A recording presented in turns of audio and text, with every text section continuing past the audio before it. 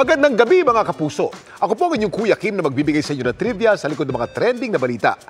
Napabalita ng ilang mga kuneho sa Colorado sa Amerika, tila tinubuan daw ng mga tentacles o galamay sa muka.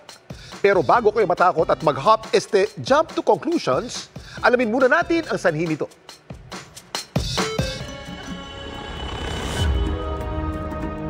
Maraming nangilabot sa mga litratong ito ng isang kuneho sa Northern Colorado, USA. Ang kawawang kuneho kasi, tila tinubuan ng mga itim na sungay o galamay sa ulo at muka.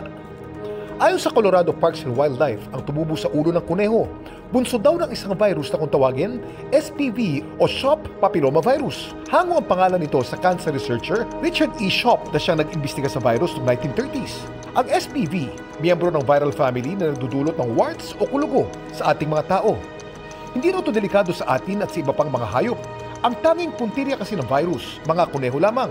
Ang magandang balita, nawawala naman daw ang virus mula sa katawan ng infected na kuneho. Kusa rin daw na nalalaglag ang mga tumutubo sa kanilang muka na gawa sa keratin. Pero may ilang kaso raw ng impeksyon nagdulot ng cancer cell sa kuneho. Kaya sakali man na mahawaan ng SPV ang inyong mga alagang kuneho, mainam na ipakonsulta ito sa veterinaryo. Pero alam niyo ba na sa North America folklore, may isang maalamat na nilalang na mukha raw kuneho? Pero may mga sungay ito ng usa sa kanilang ulo. Ano ang tawag dito? Kuya Kim, ano na?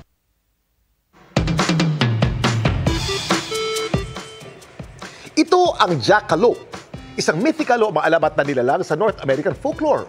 Ang pangalan nito, portmanteau o pinaghalong salita na jackrabbit at antelope. Ang mga jackalope kasi ay may katawan ng isang jackrabbit at sungay ng isang antelope. Hindi po totoo ang mga jackalope, pero may ilang eksperto nagsasabi ng mga nilalang na ito maaaring inspired o hango sa mga sightings noon ng mga kuneho na infected ng Shop Papillomavirus.